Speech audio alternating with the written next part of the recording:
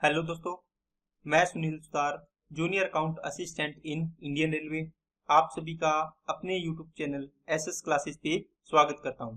तो दोस्तों, आज अपने एनटीपीसी की जो सीरीज चल रही है उसमें सीबीटी 1 का 18 जनवरी के फर्स्ट शिफ्ट का एग्जाम अपने आज करेंगे और अपने इसके साथ में सीबीटी 1 और सीबीटी 2 चल रहे हैं, दोनों ही चल रहे हैं। एनटीपीसी के सीबीटी 2 वाला भी चला रखा है।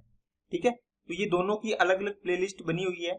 अगर आपने टेस्ट नहीं लगाए हैं तो इन प्लेलिस्ट में इसका लिंक दिया हुआ है, यहाँ पे जाके आप टेस्ट लगा सकते हैं। और इसके अलावा अगर आपने एएलपी की तैयारी कर रहे हो टेक्नीशियन की, इसके भी मैंने प्रीवियस ईयर क्वेश्चन सीबीटी 1 के और सीबीटी 2 के करवा रखे हैं। उनकी भी अलग अलग प्लेलिस्ट बनी हुई है, दोनों की अलग अलग।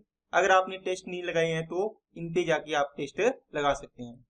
तो दोस्तों, अब अपनी क्लास को स्टार्ट करते हैं। उससे पहले अगर आप चैनल पे नए हो तो चैनल को सब्सक्राइब कर लो, बेल आइकन पे क्लिक जरूर कर लें, जिससे आपको वीडियो की नोटिफिकेशन समय पर मिल जाए। चलिए क्लास को स्टार्ट करते हैं। हर एक कॉन्सेप्ट को अच्छे से देखना, ध्यान से देखना, पहले वीडियो को रोकना, क्वेश्चन को करने की कोशिश करना, उसके बाद आप इसका सोल्यूशन देखना, तो आपकी कॉन्फिडेंस भी बढ़ेगा। ठीक है दोस्तों, चलिए क्लास को स्टार्ट करते हैं। फर्स्ट क्वेश्चन, साइन 15 डिग्री का मान क्या होगा। दोस्तों देखो, अब इसमें अपने साइन 15 डिग्री का मान वैसे किसी को याद नहीं होता, लेकिन इनके लिए अपने एक याद कर लेते हैं। ये चीज आपको मैं बता देता हूँ। ये 90 डिग्री है, ये मान लो 15 डिग्री है, तो ये बताओ कितना बचेगा। आप बोलो सर 75 डिग्री मतलब 75 डिग्री बचेगा। 90 और 90 180 हो जाता है, तीनों कोणों का योग। इसमें दोस्तों साइन 15 डिग्री है ना, तो इसका मतलब इसके सामने अगर ये कोण ले रहे हैं तो इसके सामने वाली भुजा क्या होती है, परपेंडिकुलर। ये क्या हो जाएगी, बेस हो जाएगी। ये क्या होती है, ये तो हमेशा हाइपोटेनस होती है। ठीक है, अगर 75 डिग्री कोण लेंगे तो ये क्या बन जाएगी, परपेंडिकुलर, ये बेस हो जाएगा। अब देखो इसके अंदर क्या होता है कि √3 - 1 होता है। इसका एक रेशियो याद रखना है दोस्तों, ये √3 + 1 होता है बेस, और ये क्या होता है दोस्तों, 2√2 होता है। अब देखो जब 15 डिग्री का मान निकालते हैं तो 15 के सामने √3 - 1 और 75 के सामने √3 + 1। अब इसको कैसे याद रख सकते हो कि सर हमें कंफ्यूजन हो जाती है कि इसको कैसे याद रखेंगे। दोस्तों छोटा कोण है तो इसके सामने छोटी वैल्यू आती है। देखो √3 में से एक माइनस हो रहा है तो कम आएगी। बड़े के सामने कोण के सामने बड़ी वैल्यू आती है, √3 में +1 हो रहा है तो ये बड़ी वैल्यू आएगी। बस इतना ही ध्यान रखना है। और 2√2 ये तो अलग है, इसको यहाँ रख लेना है। अब यहाँ से √3 - 1 देखो, परपेंडिकुलर अपॉन क्या होता है, हाइपोटेनस होता है। तो परपेंडिकुलर कितना है, √3 - 1 हो गया, और हाइपोटेनस कितना हो गया, 2√2 हो गई। ये साइन की वैल्यू आ गई है। अगर आपको साइन 15 डिग्री की, अगर आपको साइन इसकी 75 डिग्री के पूछेंगे तो कितनी आएगी। आप लोग सिर्फ 75 है, कोण लिया है, तो इसके सामने क्या हो जाएगा, परपेंडिकुलर हो जाएगा √3 + 1 अपॉन में 2√2 हो जाएगा। इसी प्रकार आपको कोस 15 की वैल्यू पूछे, कोस 75 की वैल्यू पूछे, टेन 75 की वैल्यू पूछे, है ना, या टेन 15 की वैल्यू पूछे, इन सभी की वैल्यू निकाल के आपको कमेंट बॉक्स में कमेंट करना है। क्योंकि आपको परपेंडिकुलर, बेस और हाइट, इसका सॉरी हाइपोटेनस का पता चल गया तो आप ये सारी चीजें आप निकाल सकते हैं। ठीक है, चलिए नेक्स्ट पे। ये दोस्तों रेशियो है आपके पास, ये होता है कि a/3 इक्वल टू में b/4 इक्वल टू में c/5। जब ये बराबर हो, इसके देखो, इसके गुणा में 1 है, इसके गुणा में 1 है, इसके गुणा में भी 1 है, तो ये नीचे वाला है ना, ये इनका रेशियो हो जाता है डायरेक्ट। किसका, a का रेशियो, b का रेशियो और c का रेशियो। तो इनका 3:4:5 इसका आंसर आ जाता है। अगर यहाँ पे जैसे 2 होता तो इसको नीचे ले आते इसके, फिर इनका रेशियो निकालते। ठीक है, next, in the outer and inner radius of a circular path are 2a and b, then its area is dash square units. दोस्तों देखो, आपको एक इनर दे दिया और एक आउटर दे दिया, स्क्वायर दिया ना, इसकी रेडियस दे दी कितनी दोस्तों, इनर की कितनी है, आउटर की कितनी है, 2a। इसका मतलब ये हो गया 2a, मान लो यहाँ तक हो गया पूरे। ठीक है, ये 2a होगी। इनर की कितनी है, आप लोग सर ये b दे रखी है इसने, ये राइट b। आपको क्या पूछा है दोस्तों, आपको इसका पूछा है, इसका एरिया पूछा है बीच वाले का। इसका एरिया निकालना है तो देखो दोस्तों, आपके पास होता है कि πr² वृत्त का क्षेत्रफल होता है, लेकिन इनके बीच का एरिया निकालना हो तो क्या करोगे आप, πr² माइनस स्मॉल r², मतलब अलग अलग त्रिज्या होगी ना, ये कैपिटल R मान लो, ये स्मॉल r मान लो। कैपिटल R की वैल्यू है 2b का होल स्क्वायर माइनस ये पाई तो बाहर आई, और इसकी वैल्यू कितनी है b, सॉरी 2a है क्या, ये 2a का होल स्क्वायर कर दो और माइनस का b² कर दो। ठीक है। तो पाई ये हो जाएगा 4a² माइनस का b², तो पाई 4a² माइनस b² आपका आंसर हो जाएगा। नेक्स्ट, 14 व्यक्ति वस्तु ए खरीदते हैं जबकि 13 व्यक्ति वस्तु बी खरीदते हैं। 2 व्यक्ति दोनों वस्तुएं खरीदते हैं, व्यक्तियों की कुल संख्या ज्ञात कीजिए। दोस्तों ये परसेंटेज के अंदर एक चैप्टर आता है, कौन सा, वेन डायग्राम, उसका ये सवाल है। ए वस्तु खरीदता है, बी खरीदता है, ठीक है। ए है वो 14 वस्तु खरीदता है, इसका मतलब ये टोटल 14 खरीदता है। ए के अंदर यहां से यहां तक पूरा पार्ट आ गया। बी खरीदता है 13 वस्तु, तो ये पूरा पार्ट आ गया बी यहां तक। अब कहता है 2 व्यक्ति है ना, भी दोनों वस्तु खरीदते हैं, इसका मतलब ए और बी दोनों क्या खरीदते हैं, ये खरीदते हैं 2 वस्तु, है ना, 2 वस्तु खरीदते हैं दोनों व्यक्ति। अब देखो ए पूरी कितनी खरीदता है, 14, लेकिन केवल ए वस्तु कितनी खरीदता है, इसमें तो बी वाली भी शामिल होगी ना, यहाँ पे तो मिक्स आ गई। यहाँ पे तो ये कहोगे सर 14 में से ये 2 माइनस कर दो तो ये 12 आ गई। इसी प्रकार ये 13 में से ये 2 माइनस कर दो तो ये कितनी बचेगी, 11। इन अंदर वालों को ऐड कर दो तो टोटल संख्या आ जाएगी आपकी। तो ये कितना आ जाएगा, 12 और 2 14 और 11 25 आंसर आ जाएगा। Next, sine theta plus cosec theta equal to 2 है, तो साइन की पावर 8 थीटा कोसेक की पावर 8 थीटा का मान ज्ञात कीजिए। दोस्तों वैसे भी आपको पता है sign theta plus cosec theta की वैल्यू क्या होती है, 1/sin थीटा होती है। इक्वल टू में क्या होता है, 2 है। अब देखो आप यहाँ पे x प्लस 1/x करते हो, अगर मान लो बराबर में 2 दे रखा है तो x की वैल्यू कितनी होगी, आप बोलोगे सर सीधा वैल्यू पुट कर लेंगे। यहाँ पे देखो 1 रखेंगे x की वैल्यू, x बराबर कितना रखेंगे 1, 1 प्लस 1/1 करेंगे तो आंसर कितना आएगा 2। अब आपको यहाँ से ये पूछा होता कि x प्लस 1/x बराबर 2 है, तो x की पावर मान लो आपको पूछ लिया 16 प्लस 1/x की पावर 16 बताओ, तो आपका आंसर क्या होता है। देखो दोस्तों x की वैल्यू 1 है, 1 की पावर 16 1, यहाँ भी 1 आए तो आंसर आएगा 2। x की पावर चाहिए 1000 पूछे, अपॉन x की पावर भी 1000 हो जाएगा, 1/x की पावर 1000, इसका मतलब इसका आंसर भी कितना आएगा 2 आएगा। इसका मतलब x की पावर n प्लस 1/x की पावर n का मान कितना आएगा 2 आएगा, जितनी पावर मर्जी कर दे इतनी। यही कॉन्सेप्ट यहाँ लग रहा है। देखो यहाँ पे आप थीटा की वैल्यू 90 डिग्री रखोगे, यहाँ कितना आएगा sin 90 1, यहाँ भी sin 90 1 बराबर कितना आ गया 2। इसका मतलब 90 डिग्री पर ये वैल्यू पॉसिबल है कि 2 बराबर हो रहा है। यहाँ पे 90 की वैल्यू 1 आएगी, यहाँ भी 1 आएगी, तो आंसर कितना आएगा 2 आ जाएगा, ये ऑप्शन हो गया। Next, a³ plus b³ upon a³ a³ plus b³ upon में a³ माइनस का b³ इक्वल टू दोस्तों कितना हो गया 185 अपॉन हो जाएगा 158। अब यहाँ से a और b का रेशियो निकालना है। तो दोस्तों कुछ बच्चे हैं जो मेरे भाई ऐसे करेंगे इसको कि सर इसको क्रॉस मल्टीप्लाई कर लेते हैं, है ना, फिर इसको सोल्व कर लेते हैं, तो बहुत लंबा जाएगा। आप दोस्तों इसमें योगांतरानुपात लगा दो। योगांतरानुपात लगाना आता है क्या, जैसे मान लो a और b का रेशियो मान लो 2/3 है ना, यहाँ से आप लगा सकते हो a प्लस b कर दो और नीचे a माइनस b कर दो। जो यहाँ पे किए देखो ऊपर प्लस किए इन दोनों को और नीचे इन दोनों को माइनस किए, तो यहाँ कर दो, ऊपर इन दोनों को प्लस कर दो तो 2 + 3 हो जाएगा, नीचे इन दोनों को माइनस कर दो तो 2 - 3 हो जाएगा। ठीक है, अगर ये चीज दी होती है आपको, है ना, इसे मान लो आपको दे दिया x plus y upon x minus y, मान लो दे दिया 5/7 5/4 दे दिया। आपको अगर यहाँ से x और y की वैल्यू निकालनी है, एक तरीका तो इनका क्रॉस मल्टीप्लाई करके निकाल लो, x और y का रेशियो आ जाएगा। या आप क्या करो, एक बार इन दोनों को ऊपर जोड़ दो, जोड़ोगे तो क्या बनेगा दोस्तों देखो x plus y plus x minus y, नीचे क्या बनेगा, इनको x प्लस वाई में से x माइनस वाई ये घटा दो, है ना, घटाओगे तो ये माइनस हो जाएगा, ये प्लस हो जाएगा अंदर वाला, इसका ब्रैकेट हटाओगे तो समझ में आई क्या बात है। इसको मैं सीधा लिख देता हूँ। अब देखो ये माइनस हो गया तो अंदर वाला प्लस हो जाएगा।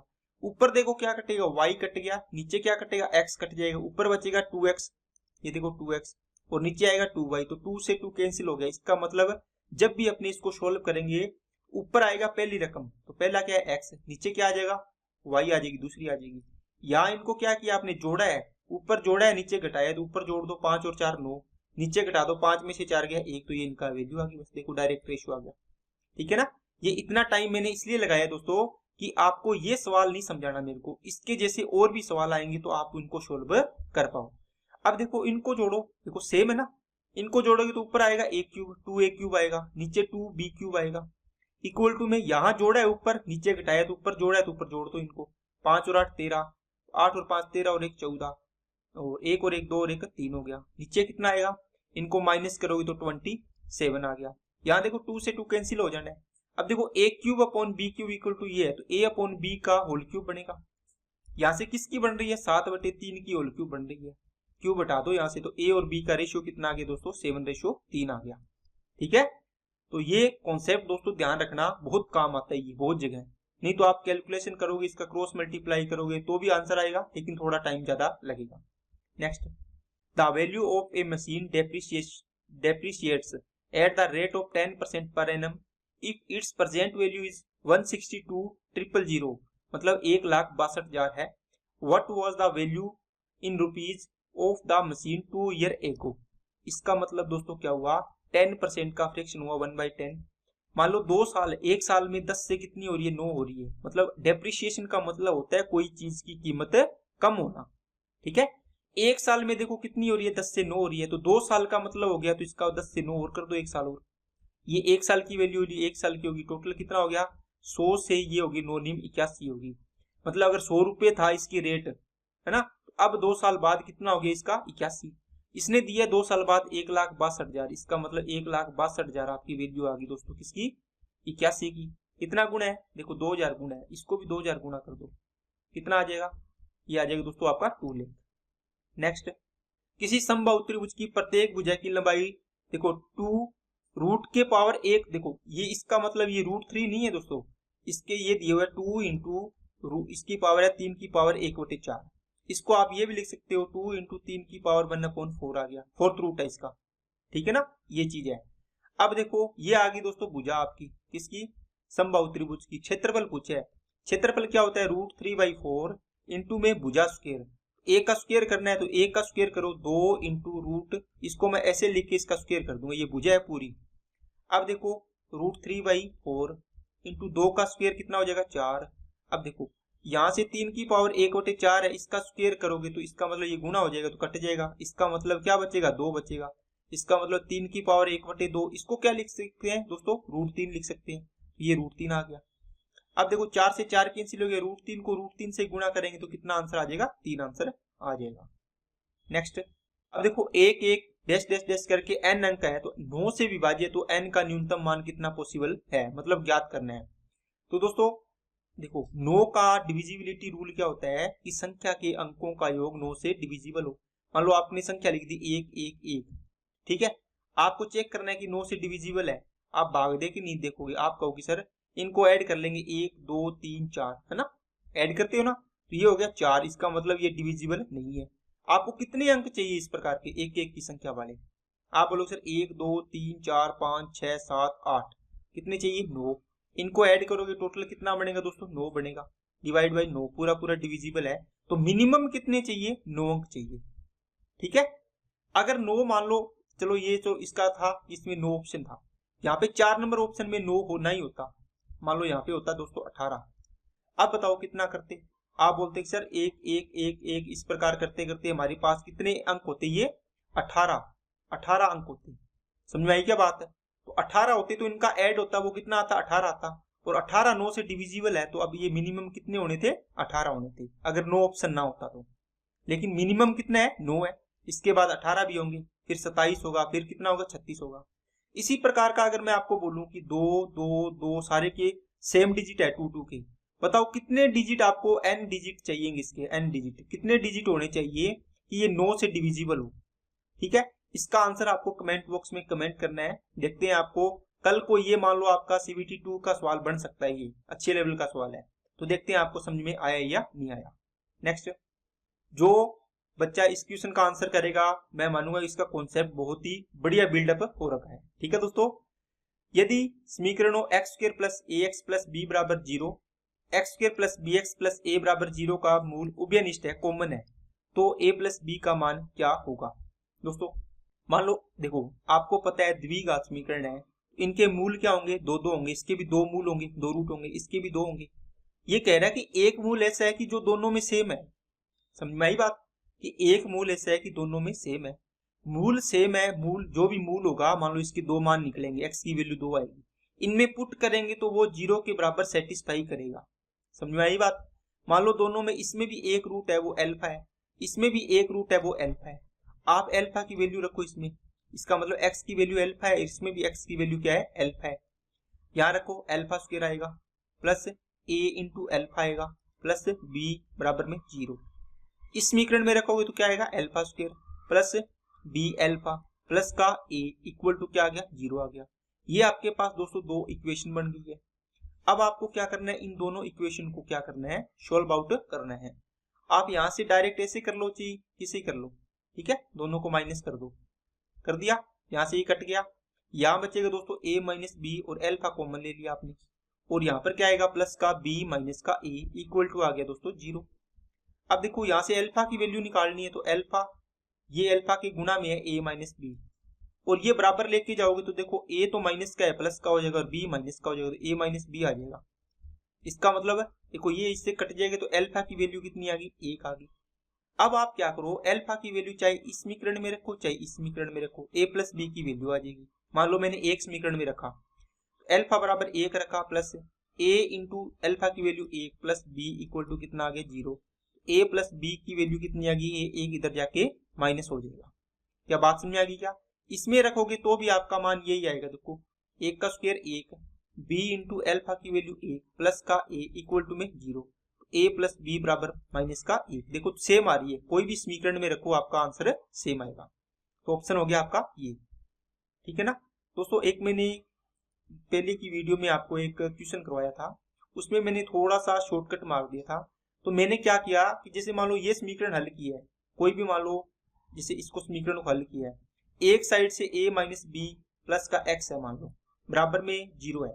अब मैं x की वैल्यू निकाल रहा हूँ, इनको इधर साइड में लेके जा रहा हूँ। ये कॉन्सेप्ट मैंने लगाया था, मेरे को क्वेश्चन थोड़ा सा एग्जैक्टली याद नहीं है, तो कुछ एक बच्चे ने पूछा था कि सर इसको आपने कैसे किया है। देखिए दोस्तों, वो एक चीज थी, वो मैं लिख के यहाँ से समझा देता हूँ ताकि कोई कंफ्यूजन ना रहे। ये था 10x plus y plus 18 equal to में था 10y प्लस x। अब देखो दोस्तों, इसको सोल्व करना था। देखो 10x है यहाँ पर, इसको मैं कलर चेंज कर लेता हूँ। देखो यहाँ पे 10x है, ये इधर लेके जाओ, यहाँ x है, तो यहाँ पर क्या बचेगा दोस्तों, यहाँ पे आएगा माइनस का 10x आएगा, तो यहाँ पे माइनस का 9x बचेगा। समझ में आई क्या बात है? ये 10x इधर लेके आओगे बराबर के इस साइड में, तो यहाँ देखो x प्लस का है और माइनस का 10x होगा, ठीक है, तो ये कितना बच गया, माइनस का 9x। ये y इधर आएगा तो 10y में से y जाएगा, तो यहाँ पे तो 9y बचेगा, और यहाँ पे कितना आ गया 18। यहाँ से 9 आपने कॉमन लिया तो y माइनस x बचेगा, बराबर में कितना आ गया 18। तो y माइनस x की वैल्यू कितनी आ गई थी दोस्तों, 2 आ गई थी। ये कॉन्सेप्ट था, ठीक है। चलिए नेक्स्ट पे, यदि 110 मीटर स्क्वायर क्षेत्रफल वाले एक आयताकार सोलर पैनल की लंबाई उसकी चौड़ाई से 10% अधिक है, इसकी चौड़ाई ज्ञात कीजिए। दोस्तों आसान सवाल है, एक आयत है, ये कहता है इसके उसकी चौड़ाई से 10% अधिक है इसकी लंबाई, इसका मतलब L और B का रेशियो दिया हुआ है। इसकी चौड़ाई मान लो कितनी है, 10 है, तो ये कितनी हो जाएगी, 11 हो जाएगी। कैसे? देखो 10% की फ्रैक्शन वैल्यू 1/10 है, तो ये क्या होगी, चौड़ाई, एक अधिक हो जाएगी 11, वो क्या हो जाएगी, लंबाई हो जाएगी। 11 और अनुपात 10 है, इन दोनों का मल्टीप्लाई 11 इंटू 10 बराबर क्या आएगा, 110 के बराबर है। देखो बराबर ही आ गया, ठीक है, बराबर 1 की वैल्यू 1 आ गई, तो मतलब 11 की वैल्यू 11 और 10 की वैल्यू 10। तो आपको क्या पूछी है, चौड़ाई, चौड़ाई कितनी आ जाएगी, 10 सेंटीमीटर या 10 मीटर। नेक्स्ट, उस वृत्त का व्यास की माप ज्ञात कीजिए जिसकी परिधि 8.8 सेंटीमीटर है। दोस्तों इसको आपको बेसिक से करना है तो बेसिक से भी कर सकते हो, फिर आपको मैं इसका शॉर्टकट बताता हूँ। देखो परिधि है, कोई भी वृत्त है, उसकी परिधि 2πr होती है, वो 8.8 के इक्वल है। यहाँ से r की वैल्यू निकालोगे आप, या 2r निकालोगे, डायरेक्ट निकल जाएगा, है ना। 8.8 डिवाइड बाई कितना आएगा दोस्तों, 22, और इंटू में कितना आएगा, 7 आएगा। अब देखो 22 एकम 22, 22 चौके 88, इसका मतलब 0.4 आएगा, 4 7 28, तो 2.8 आपका डायरेक्ट आंसर आ गया। यहाँ से भी शॉर्ट ही पड़ेगा, ठीक है। और बाकी दोस्तों देखो मैंने 2r इसलिए रखा क्योंकि आपको डायामीटर पूछा था, अगर रेडियस पूछता तो मैं 2 इसके नीचे ले आता। अब दोस्तों आपने एक 7, 44 और एक 154, ये होगी दोस्तों रेडियस, ये होगी आपका क्या, परिधि, सरकमफ्रेंस, ठीक है, और ये क्या हो गया, एरिया। इनका ये अनुपात होता है 1:, इससे काफी सारी चीजें बन जाती है। अब देखो आपको यहाँ पर इन तीनों चीजों में से आपको क्या दिया है, आपको परिधि दे रखी थी 8.8। अब बताओ ये इसका कितना गुण है, कितना गुना किया है आपने 44 का, कि 8.8 है। आप इसमें डिवाइड करके देख लिया करो कि 44 का कितना x गुना किया है कि 8.8 आया है। ओके, x बराबर 8.8 बटे 44 इंटू में ये 10 कर लो, तो 44 2, तो ये 0.2 गुना किया क्या, इसको 0.2 गुना करोगे तो ये कितना हो जाएगा, 2 8.8 हो जाएगा। आपको रेडियस चाहिए तो इसका भी 0.2 गुना कर दो, तो ये कितना हो जाएगा 1.4 हो जाएगा। ये रेडियस 1.4 आई है तो व्यास क्या होता है इसका दुगुना होता है, तो 2.8 हो जाएगा। अगर एरिया पूछा होता तो ये 0.2 ये भी 0.2, तो ये 0.2 का स्क्वायर है, इससे गुना करना है दोस्तों, तो ये आपका इसका एरिया डायरेक्ट एरिया आ जाता है। ठीक है, नेक्स्ट इसका एलसीएम ज्ञात करना है। देखो सबसे पहले इनको ना किसमें तोड़ो दोस्तों, आपको इसमें प्राइम फैक्टर में तोड़ना चाहिए। तो 8 की पावर 2 है तो 8 को क्या लिख सकते हो दोस्तों, 2 की पावर 3 होता है, तो आपने 2 की पावर 3 लिखा। ऊपर पावर कितनी है 2, ऊपर पावर 2 है, इन दोनों को जब गुणा करोगे तो 2 की पावर कितना बन गया 6 बन गया। इसी प्रकार इसको करोगे तो देखो 2 की पावर 2 इंटू 3 आएगा, 6 बराबर 2 इंटू 3, तो 2 की पावर 3 हो जाएगा और 3 की पावर 3 हो जाएगा। समझ में आ गई ना बात है, क्योंकि 6 के ऊपर पावर है तो इसकी होल पावर करोगे तो दोनों पे पावर आ जाएगी। इसका मतलब ये 2 की पावर 3 और 3 की पावर कितना आ गया 3 आ गया। ये तो पहला नंबर था। दूसरे नंबर में ये कितना आएगा 2 की पावर 2 इसकी पावर 6, ये 3 की पावर 2 और इसकी पावर कितनी है 3, तो ये 6 दूनी 12 हो जाएगा। इसका मतलब 2 की पावर 12 और ये 3 की पावर कितना हो गया 6 हो गया। देखो 3 की पावर 6, यहाँ इसको दोनों को ऐड करके एक ही बना लो। समझ में आई क्या बात है, 2 की पावर कितनी बनेगी 9 बन जाएगी। ये आगे दोस्तों आपका 2 की पावर 9। अब देखो एलसीएम निकालना है तो क्या लोगे, बड़ी से बड़ी पावर लेनी पड़ती है इनकी, है ना, तो 2 की पावर 12 आ जाएगा इन दोनों में। इनमें दोनों में बड़ी कौन है 3 की पावर 6 बड़ी है, तो ये आपका एलसीएम आ गया। अब दोस्तों एचसीएफ निकालना हो तो इसमें छोटी पावर लेनी होती है, तो इन दोनों में छोटी पावर कितनी है 2 की पावर 9, इन दोनों में छोटी पावर कितनी है तो 3 की पावर 3, तो ये हो जाएगा दोस्तों इसका एचसीएफ। क्या बात समझ आई क्या सभी को। नेक्स्ट, मोहन कमलेश से दुगुना कुशल है। दोस्तों एक मोहन है और एक है कमलेश, कमलेश से दुगुना कुशल है, इसका मतलब कमलेश एक काम करता है तो ये 2 काम करता है, ये इनकी एफिशिएंसी का रेशियो है, 1 घंटे का हो चाहे 1 दिन में हो ना, दोनों मिलकर एक साथ 22 दिन में कार्य करते हैं। इसका मतलब दोनों मिलकर एक दिन में कितना काम करेंगे m प्लस के, आप लोग सर दोनों मिलकर एक दिन में 3 काम करेंगे, तो 22 दिन में कितना काम हो जाएगा टोटल 66। अब ये 66 काम किससे करवाना है, चाहे इससे करवा लो चाहे इससे करवा लो, किसी से करवा लो, बराबर काम है ना। मान लो कमलेश से करवाना है इससे, तो कमलेश कितने दिन में करेगा 66/1, 66 दिन में करेगा। अगर मोहन से करवाना है तो 66 अपॉन ये 1 दिन में 2 काम करता है तो अकेला 33 दिन में कर देगा, तो आंसर ही हो गया 33 days. Next, cosec 75 degree plus theta, sec 15 degree minus theta, minus ten 55 degree plus theta और कोट फिर 35 डिग्री माइनस थीटा का मान ज्ञात कीजिए। दोस्तों देखो आपने एक चीज पढ़ी होगी, sine 90 minus theta equal to क्या होता है कोस थीटा, और cos 90 minus theta equal to क्या होता है दोस्तों साइन थीटा होता है। इसी प्रकार टेन 90 माइनस थीटा करोगे ये किसके इक्वल होता है कोट थीटा के, और यहां से कोट 90 माइनस थीटा करोगे ये किसके इक्वल होगा दोस्तों, ये टेन थीटा के। समझ में आई क्या बात है।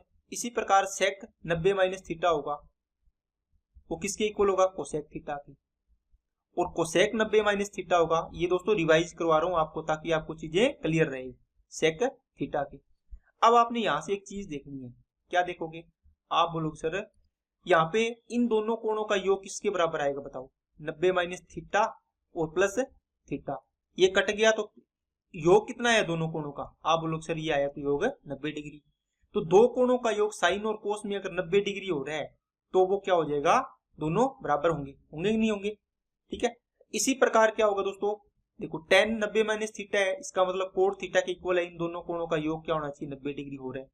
इसी प्रकार सेक और कोसेक के अंदर लगेगा, तो आप सेक कोसेक देखो, कोसेक ये रहा और सेक ये रहा, समझ में आई क्या बात है। इन दोनों में इन दोनों कोणों को ऐड करोगे तो ये 90 डिग्री बनेगा, देखो 75 और 15 90, ये थीटा प्लस का थीटा माइनस का कट जाएगा। ठीक है, तो यहाँ पे आप लिख सकते हो कितना कोसेक 75 प्लस थीटा, तो ये दोनों सेम हो गए तो ये माइनस प्लस क्या हो गया 0 हो गया। इसी प्रकार यहाँ पर क्या हो जाएगा 0 हो जाएगा, तो आपका आंसर आएगा 0। तो ये इसका कॉन्सेप्ट है दोस्तों, ये आपको ध्यान रखना है। नेक्स्ट, पाइप ए एक टैंक को 80 मिनट में भर सकता है, ठीक है, बी उसी टैंक को 40 मिनट में फिल कर सकता है।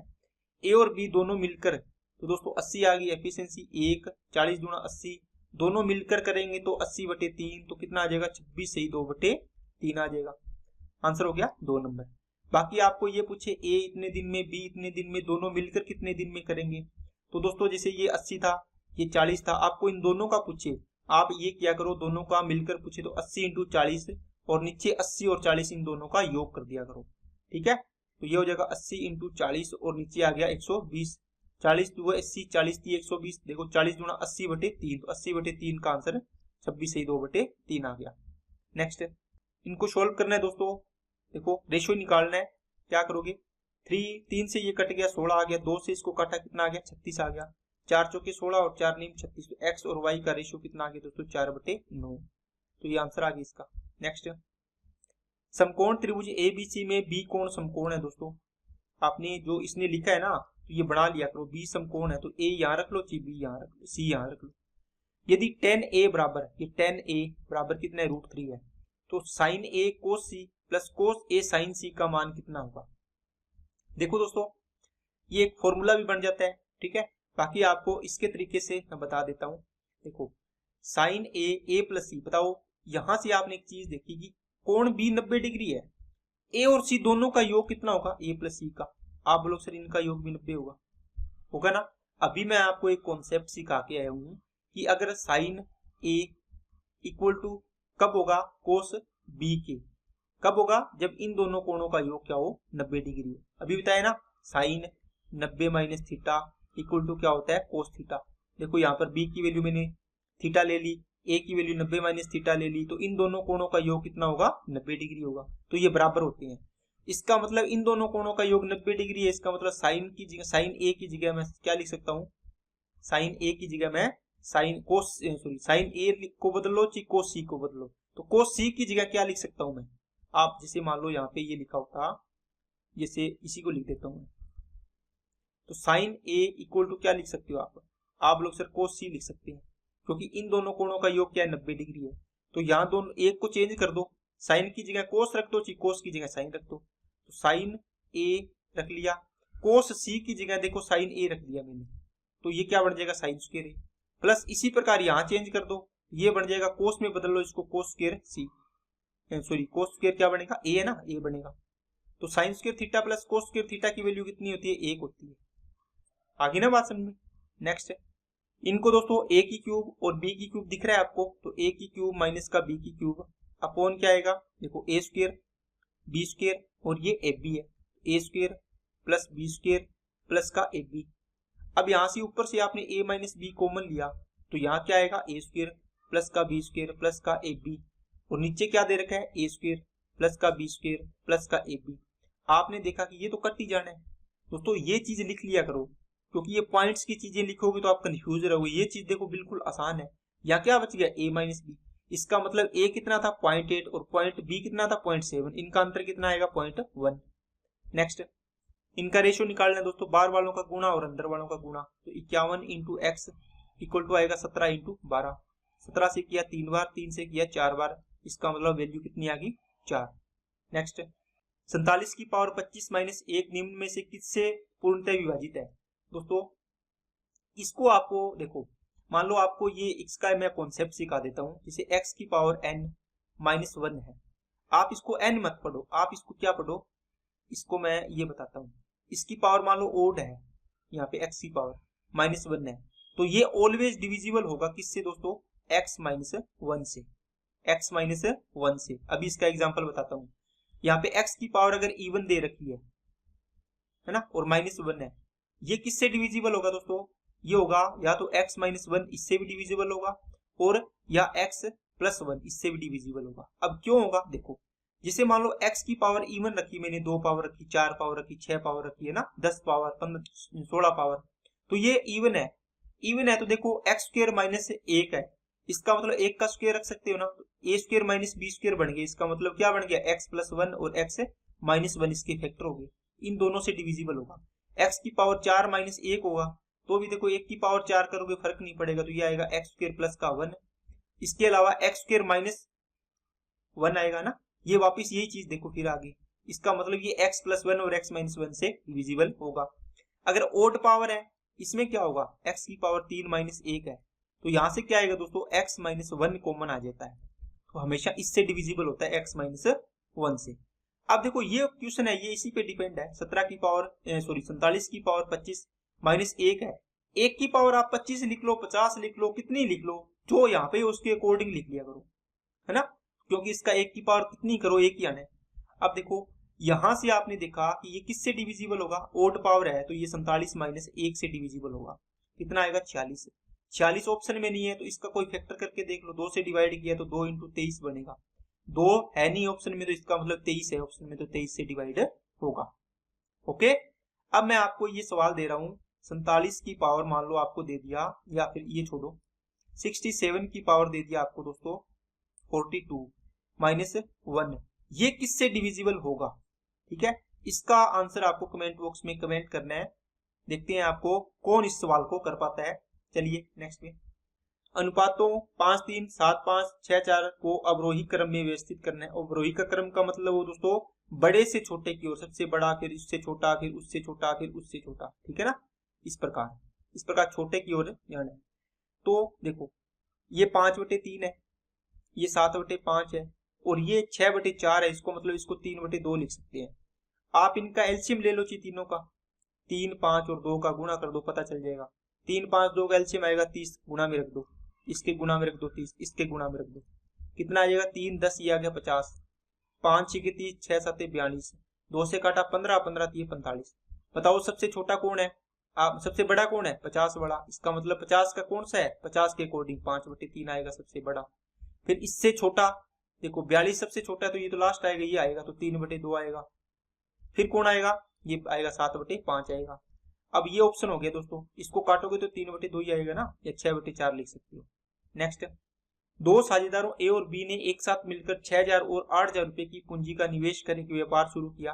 दोस्तों ये सवाल ए बी, इसने इन्वेस्टमेंट किया है कितना, 6000 का। वैसे तो आप ना, अगर आपने मेरी वीडियो देखी होगी तो आप इसको डायरेक्ट करोगे, ठीक है, पार्टनरशिप का सवाल है। आप यहाँ पर इनका देखोगे सर ये कट गया, इसका ये 3 आ गया, ये 4 आ गया, इसका मतलब इन्वेस्टमेंट का रेशियो डायरेक्ट आएगा इसका कितना दोस्तों, 3 4, इसका 3 तो इसका कितना 4, ठीक है, क्योंकि I into investment into time equal to होता है प्रॉफिट का रेशियो आता है। आपको क्या निकालना है, यदि इनको 5600 का लाभ हुआ, देखो टाइम सेम है तो इन्वेस्टमेंट का रेशियो वही तो किसका बन जाएगा, प्रॉफिट का रेशियो, इसका मतलब ये तो प्रॉफिट का रेशियो हो गया 3 4। अब आपको देखो इसको लाभ हुआ किसको, यदि उनको लाभ हुआ, टोटल लाभ हुआ है दोस्तों 5600 का, मतलब क्या हुआ 5600 वैल्यू कितने की होगी, 7 पार्ट की। आपको किसकी पूछी है, ये 1 पार्ट की वैल्यू आ गई। अब किसकी पूछे, ए की, तो ए कितना है 3, तो 3 की वैल्यू निकाल दो, 7 8 56 और 8 दिया 2400, ये ऑप्शन हो गया, ठीक है। नेक्स्ट, एबीसी एक व्यापार में साझेदार है जिसकी कुल पूंजी 33,000 है, उन्हें वर्ष के अंत में 15,000 रुपए का लाभ हुआ, जिसे उनकी पूंजी के अनुपात में विभाजित किया जाना है। लाभ में से हिस्से के तौर पर ए को 4500 रुपए प्राप्त हुए और बी को 5500 रुपए प्राप्त हुए, तो सी की पूंजी ज्ञात कीजिए। दोस्तों देखो टोटल इन्होंने 33,000 रुपए लगाए, ठीक है, और इनको टोटल 15,000 रुपए का लाभ हुआ, इसका मतलब ए बी और सी, इन तीनों को आपको कौन सी चीज आपको पहले निकालनी चाहिए, आप बोलो सर इसका लाभ दे रखा है ए का 4500, इसका दे रखा है इसने 5500, है ना, इसका कितना बचेगा बताओ, कितना बचेगा, देखो 2 जीरो इसकी काट दो, 2 जीरो इसकी काट दो, 2 जीरो इसकी काट दो, 5 से काटा तो 30 आएगा, ये 5 से काटा तो 9 आएगा, ये 5 से काटा तो 11 आएगा। अब देखो 11 और 9 20, ये टोटल 30 है तो इसका कितना बच जाएगा, 10 बच जाएगा, इनका रेशियो आ जाएगा दोस्तों, प्रॉफिट का रेशियो ये आ गया। अब आपको आई इंटू टी बराबर क्या होता है, प्रॉफिट का रेशियो होता है। आपको क्या निकालना है, इन्वेस्टमेंट का रेशियो, मतलब टाइम से डिवाइड करना है, I equal to P upon T. देखो टाइम तो सेम है क्या, इनका टाइम सेम है तो इसका मतलब प्रॉफिट का रेशियो वही किसका हो जाएगा, इन्वेस्टमेंट का। अब इसी रेशियो के अंदर आपको ये पैसा है 11 और 9 20, 20 और 10 30 है, तो 30 की वैल्यू है दोस्तों 33,000, ठीक है, तो 33,000 ऐसे लिख लो। चलो एक की वैल्यू कितनी आएगी, 0 से 0 कट गया, ये आ गया 1100। आपको पूछा है किसका, सी की पूंजी, सी की पूंजी कितनी है 10 पार्ट, 10 से गुणा कर दो, ये कितना आ जाएगा 11,000। अगर बी की पूछी होती तो दोस्तों इसको 11 से गुणा करो, तो 11 इंटू 11 121 और 00 आ गया। इसकी पूछी होती तो 11 00 से गुणा करो, 9900 आ जाएगा। इन तीनों को ऐड करोगे तो टोटल 33,000 के बराबर ही आएगा। नेक्स्ट, ए बी सी ये काम को 6 12 24 दिन में पूरा कर सकते हैं, 6 12 और 24 दिन में। तो ये सब मिलकर एक साथ काम को, तो दोस्तों इनकी एपी से टोटल वर्क आएगा 24, 6 चौके 24, 12 दूना 24, 24 एकम 24, मिलकर काम करना है तो कितना काम करेंगे, 24 काम करना है, तो 7 से डिवाइड कर दो तीनों की एफिशिएंसी से, 7 या 21, 3/7, ऑप्शन आ गया 3 नंबर। नेक्स्ट, यदि समरूप त्रिभुजों एबीसी है और त्रिभुज PQR है, दोस्तों अगर आपको समरूप त्रिभुज ये दिया है, इसका मतलब इसने ABC इस ऑर्डर में दिया है, ये समरूप है त्रिभुज PQR के, इसी ऑर्डर में ये समरूप होगा, समझ गए आगे ना।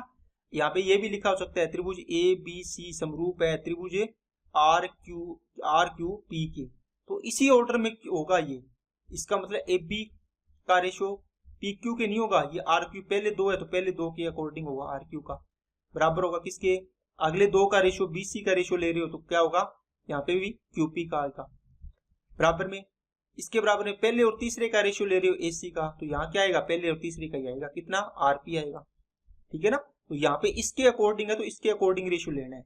यहाँ देखो BC, इसका मतलब ये रेशियो लिया BC, और यहाँ पर क्या लिया इसने QR, देखो आगे वाले 2 है ना, लास्ट वाले, तो लास्ट वाले 2 का रेशियो लिया, कितना 1/3।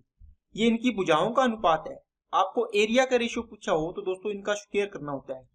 किसका पूछा है, देखो उलझा दिया ना इसने, आपको दिया है ABC का, ऊपर लिखा था BC और नीचे QR का, इसका मतलब आपको पूछे ऊपर PQR ट्राइंगल है, ट्राइंगल PQR का एरिया और ट्राइंगल ABC का एरिया, इसमें भुजा का रेशियो क्या है आपके पास, इसमें है QR का, और यहाँ पर किसरा है BC का है, नीचे BC का है ना, कितना है 3/1, देखो QR का 3 है और BC का 1, उल्टा कर दिया इसने, अपने उल्टा था, इसका स्क्वायर कर दोगे ना तो ये किसका बन जाएगा, एरिया का रेशियो, तो ये कितना आ जाएगा 9 और नीचे आ गया 1, 9:1 का मतलब हो गया 9 आंसर आ जाएगा।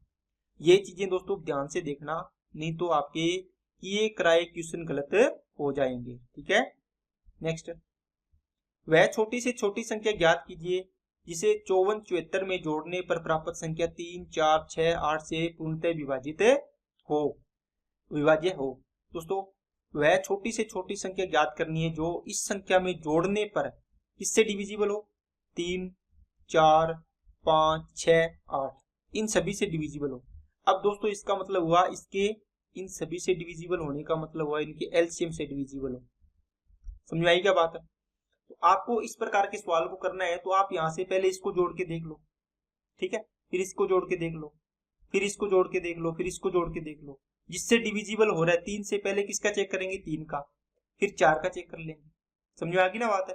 देखो आपको क्या करना है, 3 का 3 या 9 मिल जाए ना कहीं पर भी इस प्रकार ऑप्शन में जिससे चेक करना हो, तो आप पहले सबसे पहले उसी से चेक किया करो। यहाँ देखो इनके अंकों का योग करो 9, तो 9 तो काट दो, 7 और 4 11, इसका मतलब 11 + x डिवाइड करना है 3 से, तो 11 में कितना ऐड करो, देखो इनको ऐड करोगे 23 को, 23 का मतलब इसके अंकों को जोड़ लो, 3 और 2 5, तो 11 और 5 16, क्या 16 में डिवाइड हो रहा है, क्या 3 का नहीं हो रहा, इसको छोड़ दो। इसके अंकों का योग कितना है 6, 11 और 6 17, क्या 17 में 3 का डिवाइड आएगा, क्या नहीं आएगा, ये भी छोड़ दो। ये कितना है 4 अंकों का योग, तो 4 इसमें ऐड करो, 11 और 4 15/3, पूरा जा रहा है, इसकी ऑप्शन हो गया आपका। यहाँ देखो 11 और ये कितना बनेगा 3 14, क्या 14 में 3 का डिवाइड जा रहा है, क्या नहीं जा रहा, देखो ये ऑप्शन आ गया आपका, ठीक है ना। तो इस प्रकार आपको ये ऑप्शन इसका चेक करना है। नेक्स्ट, x = 3 की स्क्वायर इंटू 2। अब देखो दोस्तों x y y z और z x का एलसीएम ज्ञात करना है, कुछ भी दिक्कत नहीं है दोस्तों, x इंटू वाई कर लो, x इंटू सॉरी इसको मैं लिख देता हूं, x into y, y into z, और z इंटू कितना आ जाएगा x आ जाएगा, x z या z x हो जाएगा। इनकी तीनों की 3 संख्याएं लिख लेनी है अपने को, इन्हीं में से तो लिखनी है।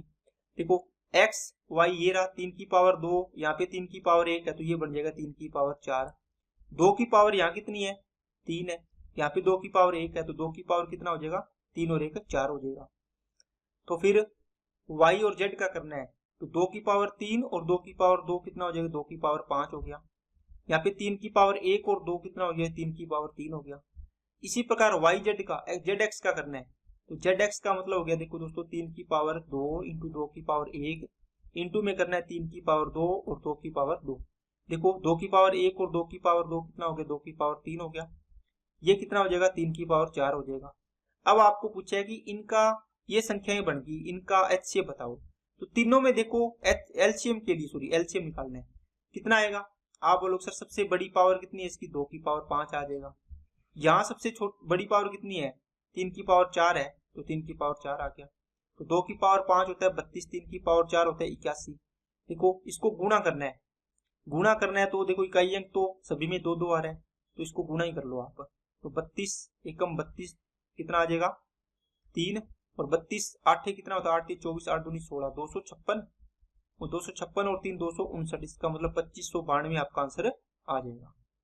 दोस्तों इसका मेरे को आप HCF निकाल के इसका कमेंट बॉक्स में कमेंट करना है, क्योंकि मैंने HCF का कॉन्सेप्ट अभी अभी आपको पीछे के एक सवाल में करवाया है। तो आपका देखते हैं आपको चीजें समझ में आई है तो इसका आंसर आपका पक्का आएगा। नेक्स्ट, किस वर्ष के दौरान सभी वर्षों में खोले गए कुल खातों में से लगभग 15% खाते खोले गए? दोस्तों ये बोल रहा है कि सभी वर्षों को अपने ऐड करें कि इनमें इतने खाते खोले, इसमें इतने खोले, इसमें इतने खोले, इसमें इतने खोले, ठीक है।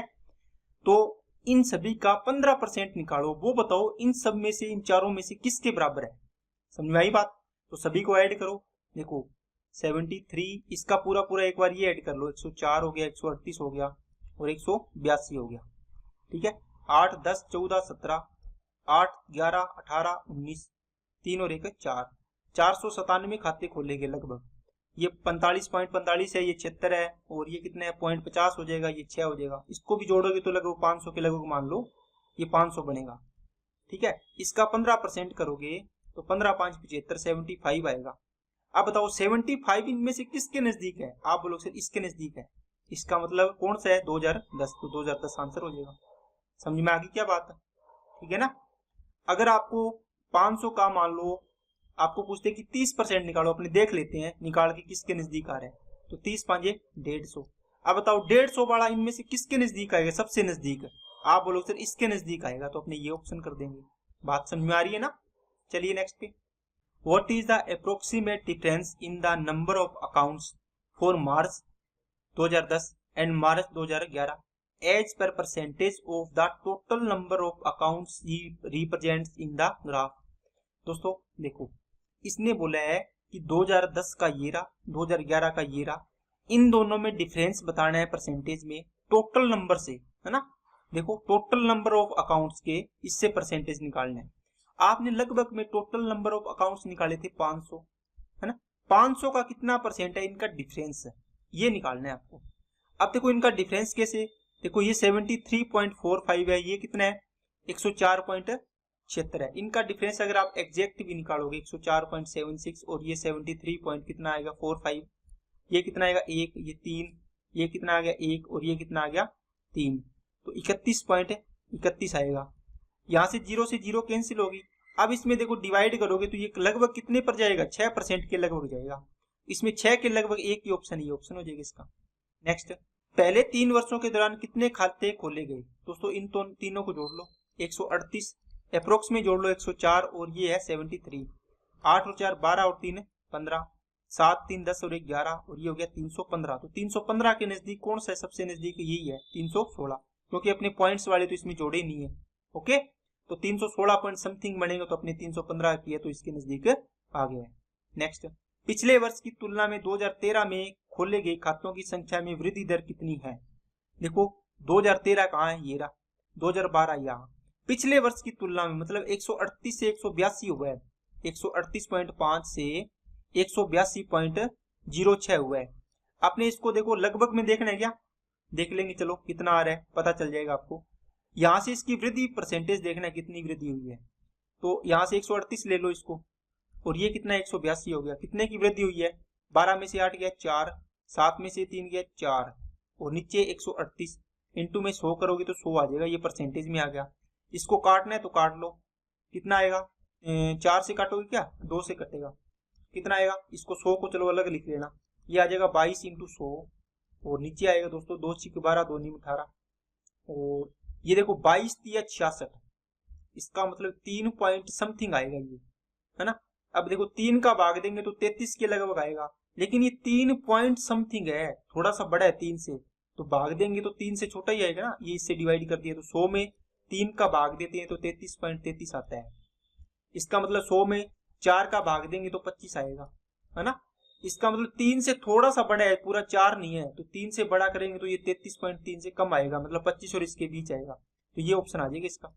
अगर आपको एग्जैक्ट डिवाइड करना है तो 2200 इसमें 69 का डिवाइड कर लेना।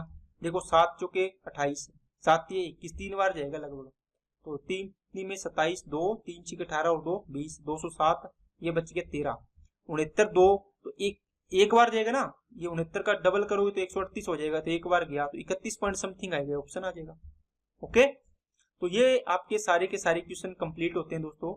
आज की क्लास के जो भी क्वेश्चन थे मैंने आपको सोल्व करवाए हैं, इसके साथ जो भी इसके कॉन्सेप्ट बनते हैं तो वो भी मैंने आपको इसके अंदर सोल्व करवाए हैं, ताकि आपको नए नए क्वेश्चन बने तो वो भी आपको इसमें आप कर पाओ।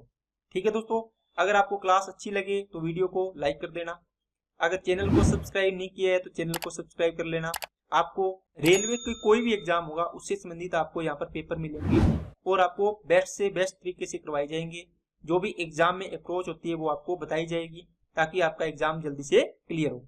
ओके दोस्तों, आज के लिए इतने रखते हैं। Okay, thank you.